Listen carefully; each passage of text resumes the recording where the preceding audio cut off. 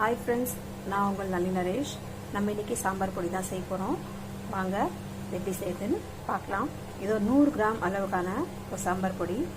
அதுக்கான அளவு தான் நான் சொல்லியிருக்கேன். வாங்க எப்படி செய்யுதுன்னு பார்க்கலாம். ஃபர்ஸ்ட் இந்த மாதிரி ஒரு கடாய் வச்சுட்டு லோ ஃப்ளேம் வச்சுருங்க. அதுக்கப்புறம் ஒரு 20லேருந்து 25 மிளகாய் எடுத்துக்கோங்க. 4 டேபிள் ஸ்பூன் தனியா,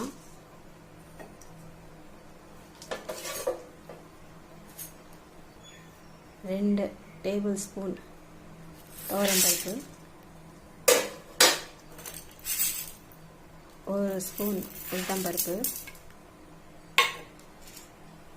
1 ஸ்பூன் கடலைப்பருப்பு. இதை அப்படியே மீடியம் ஃப்ளேமில் வச்சுட்டு நல்லா கிண்டிக்கிட்டே இருக்கணும். அடி பிடிக்காது.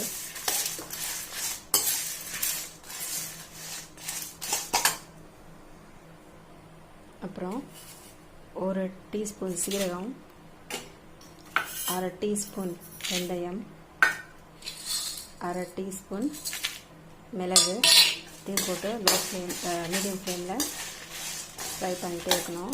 இந்த மாதிரி கிண்டிக்கிட்டே இருக்கணும், இல்லைன்னா அடி பிடிச்சிடும்.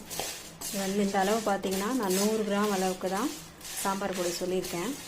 இந்த மெஷர்மெண்ட்டில் பண்ணிங்கன்னா சாம்பார் பொடி ரொம்ப டேஸ்ட்டாக இருக்கும், கரெக்டாக வரும். அது மீடியம் ஃப்ளேமில் ஃப்ரை பண்ணிகிட்டே இருக்கேன்.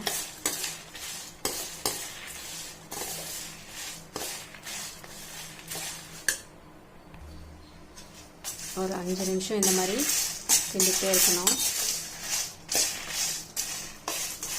அப்புறம் பார்த்திங்கன்னா ஒரு கொத்து கருவேப்பிலை, 1/4 டீஸ்பூன் பெருங்காயம், ஒரு 1/2 டீஸ்பூன் மஞ்சள் தூள் போட்டுட்டு ஒரு 2 நிமிஷம் குக் பண்ணால் போதும். நான் ரொம்ப குக் பண்ணிங்கன்னா மஞ்சள் கருகி போயிடும். அவ்வளோதான். ஸ்விட்ச் ஆஃப் பண்ணிவிட்டு இது நல்லா ஆறின பிறகு நம்ம சாம்பார் பொடியை அரைச்சிக்கலாம்.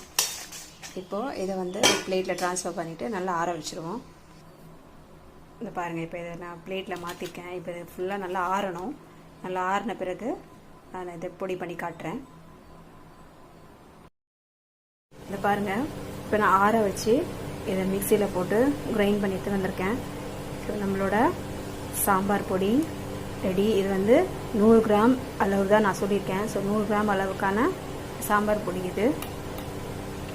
இப்போ இது லைட்டாக சூடாக இருக்கும். மிக்சியில் போடுறதுனால இதை ஆற வச்சு நீங்கள் ஆட் கண்டெய்னர் பாக்ஸ்